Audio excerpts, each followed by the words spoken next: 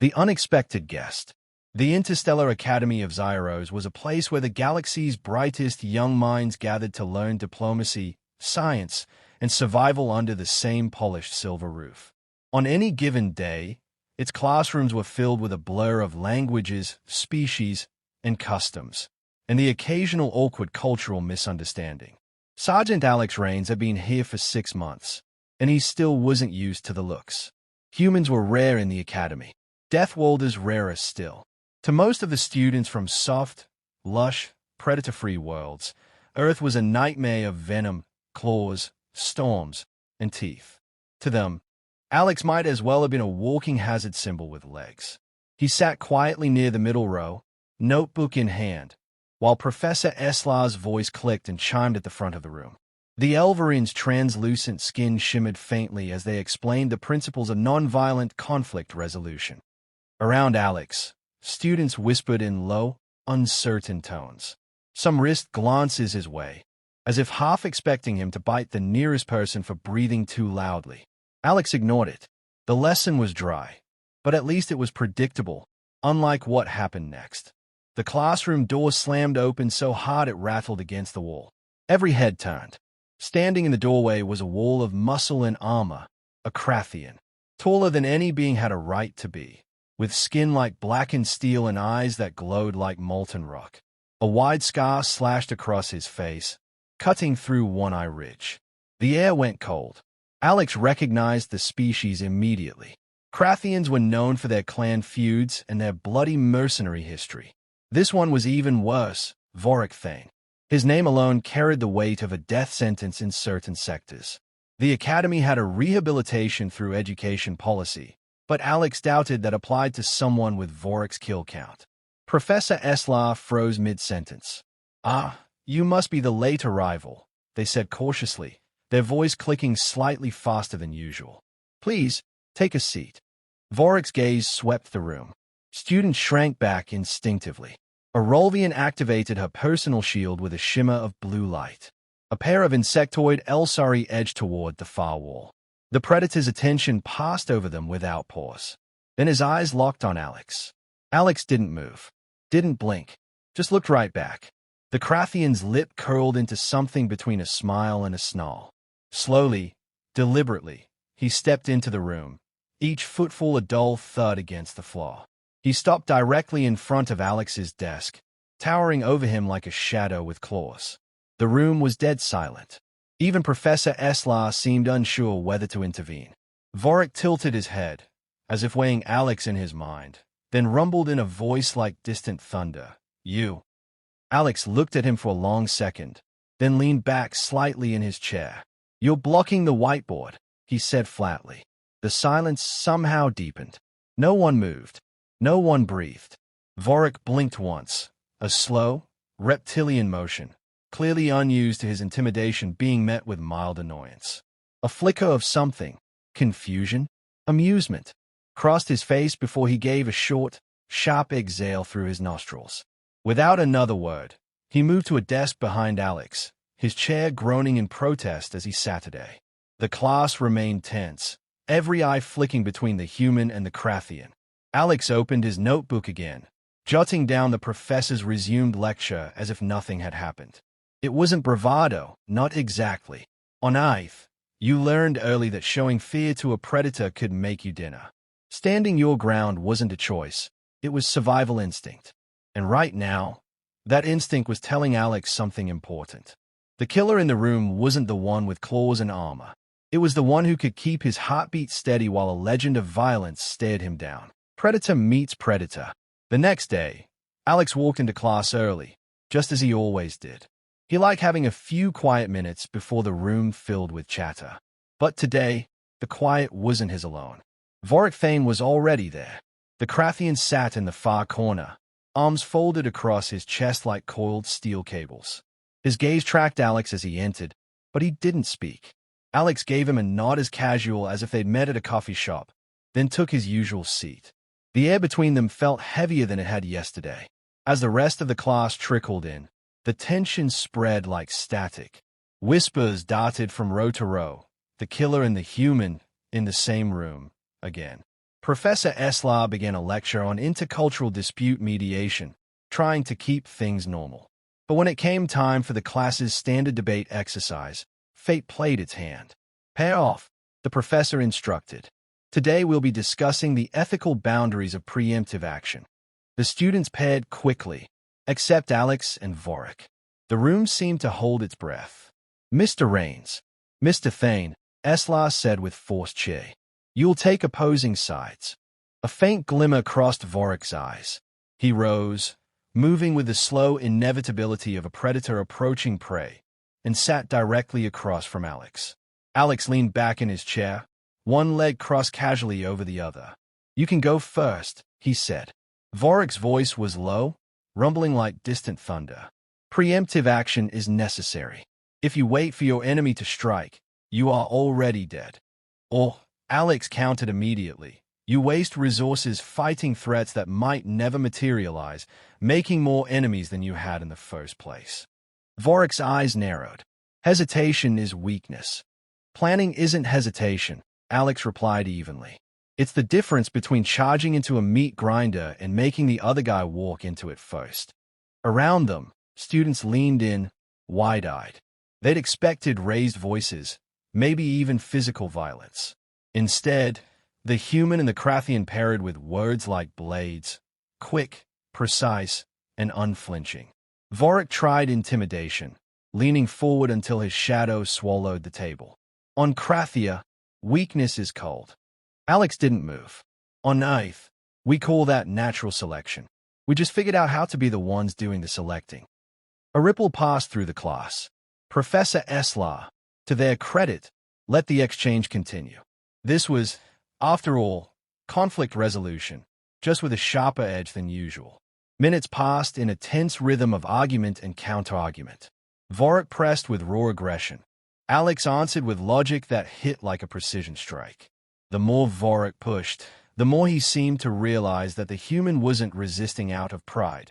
He was evaluating him, measuring him, as if the Krathian were the one under a microscope. Finally, the professor called time. The room exhaled as if a pressure valve had been released.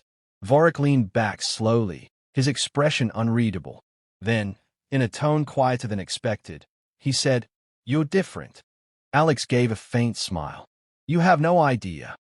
The rest of the lecture passed without incident, but Alex noticed that Vorrak didn't look away from him again. Not once. Later that day, as the halls of the academy buzzed with the shuffle of hundreds of species, Alex was heading toward the mess hall when a shadow fell across him. Vorrak matched his stride, his heavy armor clicking softly with each step. "You didn't flinch," Vorrak said without preamble. "Most do." Alex shrugged. "Flinching's a waste of time." The Krathian studied him for a long moment. "Where you're from, it must be worse than the stories." Alex glanced at him. "It's not about wise. It's about surviving it long enough to make sure you're the one telling the story." Vorrak's lips pulled back, almost into a smile, though on a Krathian it looked more like a threat. But he said nothing else, and when they reached the mess hall doors, he peeled away into the crowd. Alex watched him go, a faint thought tugging at the back of his mind. This wasn't over. Not by a long shot. The test. The announcement came over the Academy's intercom just after dawn. Conflict simulation. All second-year students report to Holo Arena 3. Alex Rains didn't need to ask questions. Conflict simulations were a core part of the curriculum. Controlled combat environments where teamwork and strategy determined your grade. They were supposed to be non-lethal. Supposed to be. By the time he reached the arena, students were already gathering in small clusters. Vorrak Thane stood apart, arms crossed, radiating the same controlled menace as always. When the assignments were posted, the murmur of voices turned into a buzz of disbelief. Alex scanned the list until he saw his name. Team 12, Rains, Alex, Thane, Vorrak. He exhaled slowly. Figures. Professor Eslar gave the briefing.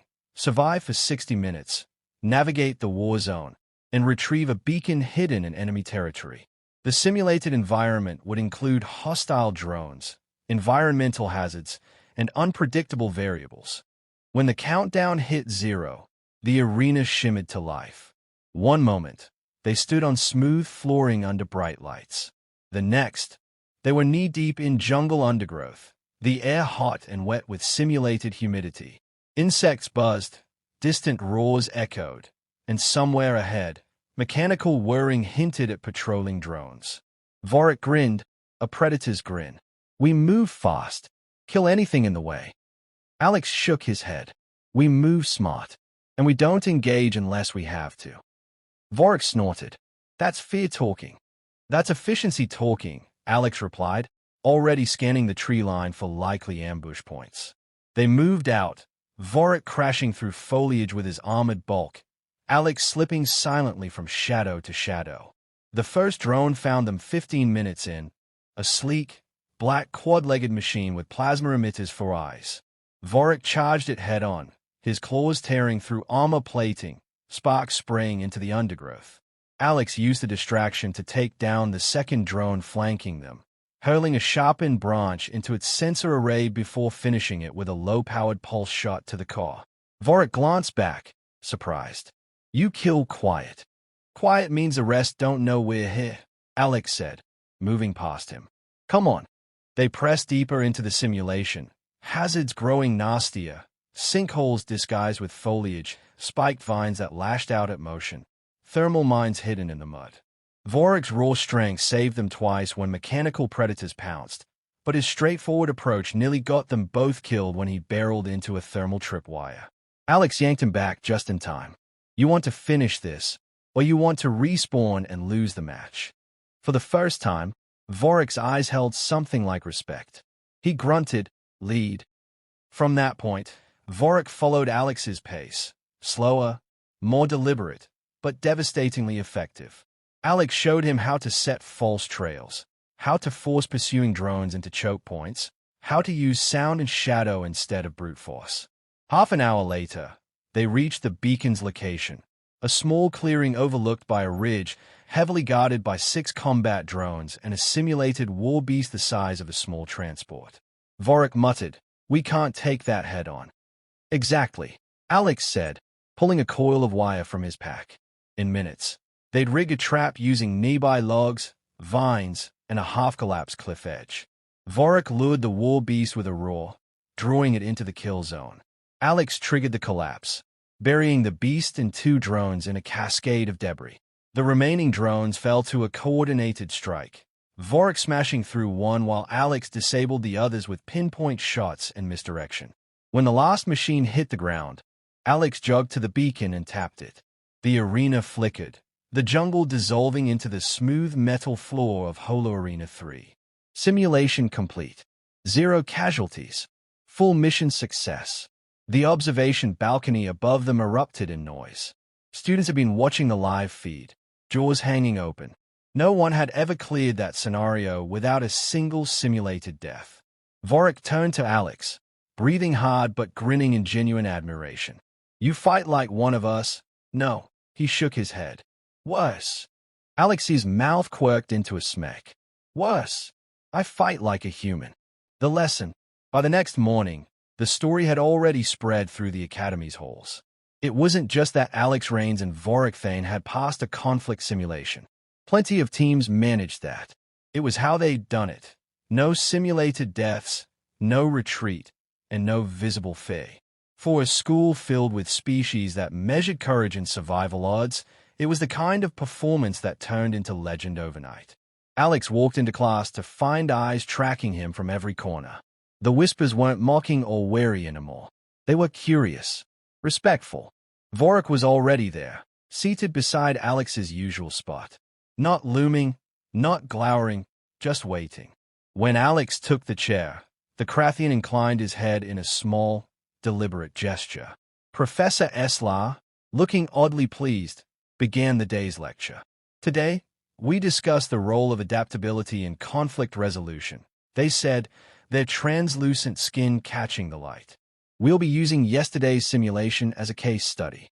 The holoscreen lit up with a replay of the mission, Vorrak smashing through a drone, Alex dismantling another in silence, both working in sync to lure the war beast into a trap. Gasps and murmurs rippled through the class at each calculated move. Eslar paused the feed on a frame showing Alex and Vorrak standing side by side after the victory. Note the cooperation between two individuals with fundamentally different tactical mindsets. Raw strength met calculated planning, and the result was unprecedented. The professor's gaze swept the room. What do we learn from this? A timid Trilari student raised a hand. That even the most dangerous individuals can work together if they respect each other's abilities. Correct, Eslar said. And that adaptability, the willingness to adjust one's approach, is the true mark of a skilled operative. Alex kept his expression neutral, but he noticed Vorrak's posture shift slightly at the word respect. After class, most students filed out quickly, eager to talk about the simulation in their own circles. Vorrak remained. He turned to Alex, his voice quieter than usual. I came here to test myself. Thought if I broke a Deathworlder, I'd prove something. Alex didn't answer immediately. Vorrak continued. Instead, you showed me I've been fighting wrong my entire life. You plan like prey, but strike like a predator. That's dangerous. Alex smirked faintly. Where I'm from, everything's dangerous. You either learn to think 3 steps ahead, or you stop being part of the ecosystem. The Krathian's lip curled in something halfway between a grin and a salute. Then, in a sudden motion, he tapped one clawed fist to his chest, the traditional Krathian warrior's salute. It was a gesture reserved for equals. Alex returned it without hesitation. Later that week, during a Q&A session on survival psychology, a nervous young Grelith student raised a trembling hand. Sergeant Rains, can I ask something? Alex nodded. When Vorrak Thane walked into class that first day, how did you stay calm? Everyone else was terrified. Alex leaned back in his chair, expression as flat as if the question were about weather reports.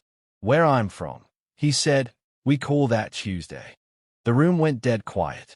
Then the silence cracked, first with a snort of laughter from somewhere in the back, then with chuckles, then full-blown laughter that rolled through the class like a wave. Even Professor Eslar's mouth twitched in amusement. Vorrak didn't laugh, but he did smile, and that was somehow more telling. That evening, Alex was heading toward the dormitories when he heard heavy footsteps behind him. Vorrak fell into step beside him, his tone casual but certain. You know, Vorrak said, if you ever wanted to make a living outside this academy, Krathian clans pay well for warriors who can think like you. Alex glanced at him. I'm not a mercenary. No, Vorrak said, you're worse. You're a human. That's why I want you watching my back one day. Alex gave a short laugh. We'll see. The academy would see many more simulations, and many more students boasting of their victories. But long after Alex graduated, there would still be whispers in the corridors about the day a killer walked into class and left humbled by Deathworlder. It was a story told with equal parts fear and admiration, the kind of story that grew teeth over the years until some swore that Alex Rains hadn't just left the killer speechless. They swore he taught him how to listen.